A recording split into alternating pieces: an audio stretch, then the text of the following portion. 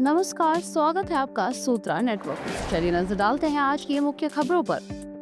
नेपाल में हिंसक प्रदर्शन के बीच पीएम केपी शर्मा ओली ने अपने पद से इस्तीफा दे दिया। इससे एक दिन पहले युवाओं के हिंसक विरोध प्रदर्शन के दौरान पुलिस की गोलीबारी में करीब 20 लोगों की मौत हो गई थी और कई लोग घायल हो गए थे। बता दें कि नेपाल में सोशल मीडिया प्रतिबंध को लेकर भड़के विरोध प्रदर्शनों के बाद सरकार ने सोमवार यानी 8 सितंबर को अपना फैसला वापस ले लिया। 3 दिन पहले सरकार ने फेसबुक, एक्स और व्हाट्सएप समेत 26 सोशल मीडिया प्लेटफॉर्म्स पर बैन लगाने का आदेश दिया था। इस फैसले के विरोध में राजधानी काठमांडू सहित कई हिस्सों में हिंसक प्रदर्शन हुए। प्रदर्शनकारियों और पुलिस के बीच झड़प हुई, जिसमें 300 से ज्यादा लोग घायल भी हुए। नेपाल के संचार, सूचना और प्रसारण मंत्री पृथ्वी सुब्बा गुरुङ ने कैबिनेट की आपात बैठक के बाद ऐलान किया कि प्रतिबंध हटा लिया गया है। उन्होंने बताया कि सूचना मंत्रालय ने संबंधित एजेंसियों को निर्देश दिया है कि वे जेन जी समूह की मांगों के अनुरूप सोशल मीडिया सेवाओं को बहाल करें। सोमवार को हालात तब बिगड़ गए जब प्रदर्शनकारियों का एक समूह संसद भवन परिसर में घुस गया। इसके बाद पुलिस को भीड़ पर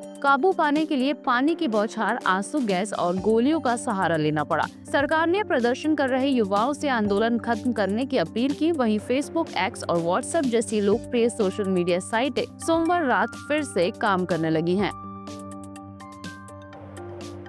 थाईलैंड के सर्वोच्च न्यायालय ने मंगलवार को कहा कि पूर्व प्रधानमंत्री थाकसिन शिनावात्रा को भ्रष्टाचार और सत्ता के दुरुपयोग के मामलों में पहले दिए गए 1 साल की जेल की सजा काटनी होगी। अदालत ने पाया कि 2023 में सजा के दौरान उन्हें अतिरिक्त लाभ मिला था। जेल में उनकी हालत बिगड़ने पर उन्हें सीधे पुलिस अस्पताल भेजा गया था, जबकि जेल के अस्पताल में इलाज संभव था, जो प्रक्रियाओं का उल्लंघन था। अदालत ने ये भी कहा कि पुलिस अस्पताल में उनके इलाज की वजह गंभीर नहीं थी। दस्तावेजों के अनुसार उन्हें गर्दन की सर्जरी की जरूरत नहीं थी, बल्कि उंगली और कंधे की मामूली सर्जरी हुई थी। फैसले के बाद थाकसिन को बैंकॉक रिमांड जेल भेजा गया। उनकी टीम ने फेसबुक पर बताया कि उन्होंने अदालत के फैसले को स्वीकार कर लिया है।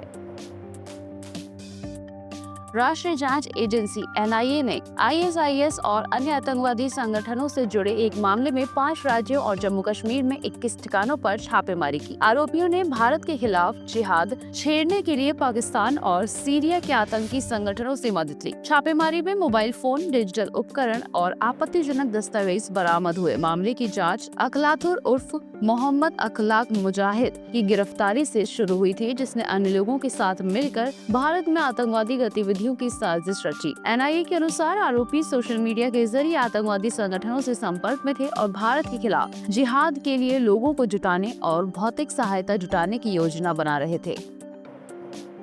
प्रधानमंत्री नरेंद्र मोदी हिमाचल प्रदेश के बाढ़ प्रभावित क्षेत्रों का हवाई सर्वेक्षण करने गगल एयरपोर्ट पहुंचे, जहां उनका राज्यपाल, मुख्यमंत्री और नेता विपक्ष ने स्वागत किया। पीएम मोदी ने कांगड़ा जिले का हवाई सर्वे करने के बाद बाढ़ प्रभावितों के लिए 1500 करोड़ रुपए की वित्तीय सहायता की घोषणा की। मृतकों के परिजनों को 2-2 लाख रुपए और घायलों को 50-50 हजार रुपए अनुग्रह राशि दी जाएगी। उन्होंने प्रभावित परिवारों से मुलाकात कर संवेदनाएं प्रकट की और मदद का भरोसा दिलाया। इसके अलावा प्रधानमंत्री ने बाढ़ की स्थिति पर प्रेजेंटेशन देखा और एनडीआरएफ व एसडीआरएफ कर्मियों से बातचीत कर राहत कार्यों का जायजा लिया। करिश्मा कपूर और संजय कपूर के बच्चे समायरा और कियान ने पिता की 30,000 करोड़ की संपत्ति को लेकर दिल्ली हाई कोर्ट का रुख किया है। दोनों ने सौतेली मां प्रिया सचदेव पर वसीयत छुपाने और जालसाजी का आरोप लगाया। याचिका में बच्चों ने 21 मार्च 2025 की वसीयत को फर्जी बताया और पिता की संपत्ति में 20% की हिस्सेदारी मांगी है। साथ ही कोर्ट से अपील की है कि विवाद सुलझने तक सभी संपत्तियां फ्रीज की जाए। आपको बता दें कि संजय कपूर की 12 जून 2025 को यूके में अचानक मौत हो गई थी। उनकी मौत के बाद से ही उनकी मां, बहनों और पत्नी प्रिया सचदेव के बीच भी संपत्ति विवाद जारी है। जूनियर पुरुष हॉकी विश्व कप 28 नवंबर से 10 दिसंबर तक चेन्नई और मदुरै में खेला जाएगा। पहली बार 24 टीमें हिस्सा लेंगी। उद्घाटन मैच जर्मनी बनाम दक्षिण अफ्रीका होगा, जबकि मेजबान भारत अपना अभियान 28 नवंबर को चिली के खिलाफ शुरू करेगा। भारत को पूल बी में पाकिस्तान, चिली और स्विट्जरलैंड के साथ रखा गया है। भारत और पाकिस्तान का मुकाबला 29 नवंबर को चेन्नई में होगा। हर पूल की शीर्ष टीम 2 सर्वश्रेष्ठ दूसरे स्थान की टीमें क्वार्टर फाइनल में पहुंचेंगी। भारत ने इससे पहले 2001 होबर्ट और 2016 लखनऊ में खिताब जीता था। जर्मनी अब तक 7 बार चैंपियन रह चुका है।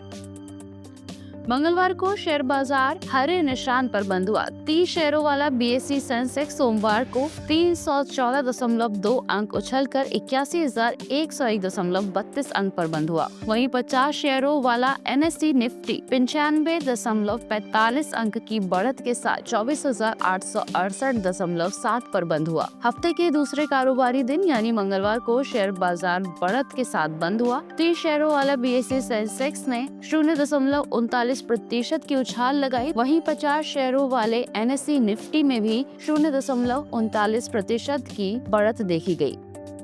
ओपन एआई अपना सबसे बड़ा प्रोजेक्ट स्टारगेट भारत में लाने की तैयारी कर रहा है। यह एक $500 अरब का एआई कंप्यूटिंग इंफ्रास्ट्रक्चर है। इसका लक्ष्य दुनिया के सबसे शक्तिशाली सुपर कंप्यूटर बनाना और चैट जीपीटी जैसे मॉडल्स को तेज व स्मार्ट बनाना है। इसमें माइक्रोसॉफ्ट, ओरेकल और सॉफ्टबैंक जैसे बड़े साझेदार शामिल हैं और इसे पूरा होने में 4 साल लगेंगे। भारत सरकार ने ओपन एआई पर दबाव डाला है कि प्रोजेक्ट का बड़ा निवेश भारत में हो और भारतीयों का डेटा यहीं स्टोर किया जाए। इसी कारण कंपनियां रिलायंस, सिफी, योटा, E2E और कंट्रोल एज जैसी डेटा सेंटर कंपनियों से बातचीत कर रही हैं। भारत की एआई क्षमता फिलहाल वैश्विक स्तर पर 1% से भी कम है। बड़े पैमाने पर डेटा सेंटर और चिप्स की उपलब्धता चुनौती है। हालांकि गूगल क्लाउड और रिलायंस जैसी कंपनियां बड़े डेटा सेंटर प्रोजेक्ट पर पहले ही काम कर रही हैं।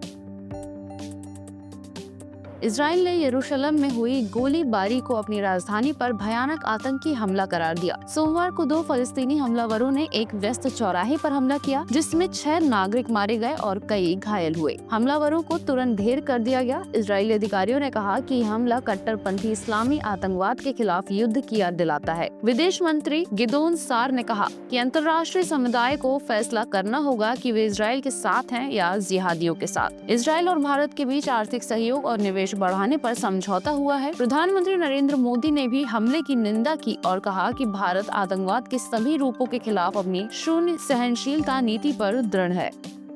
रूस में नई कैंसर वैक्सीन एंटरोमिक्स का ट्रायल हुआ है, जिसमें दावा किया गया है कि ये 100% असरदार रही। ये वैक्सीन mRNA तकनीक पर आधारित है, जो शरीर की इम्यून सिस्टम को कैंसर कोशिकाओं को पहचान कर नष्ट करने के लिए प्रशिक्षित करती है। पारंपरिक कीमोथेरेपी के विपरीत ये स्वस्थ कोशिकाओं को नुकसान नहीं पहुंचाती। ट्रायल में 48 लोग शामिल थे। शुरुआती नतीजे सकारात्मक रहे और कुछ मामलों में वैक्सीन ने ट्यूमर को 60 से 80% तक कम किया था। उसकी बढ़ोतरी रोकी। इसे बार बार देने के बावजूद शरीर के लिए सुरक्षित पाया गया। फिलहाल ये केवल कोलोरेक्टल यानी कि बड़ी आंत के कैंसर पर टेस्ट हुई है, लेकिन भविष्य में अन्य प्रकार के कैंसर पर भी ट्रायल की योजना है। वैक्सीन को अगले फेज के ट्रायल्स और मंजूरी मिलने के बाद बाजार में उपलब्ध कराया जा सकता है। अनुमानित कीमत लगभग 2.5 लाख रुपए होगी। दुनिया में रूस अकेला नहीं है। अमेरिका में मॉडर्ना और क्योरवैक, जर्मनी में बायोएनटेक जैसी कंपनियां mRNA कैंसर वैक्सीन पर काम कर रही हैं। ब्रिटेन की नेशनल हेल्थ सर्विस ने भी बड़े पैमाने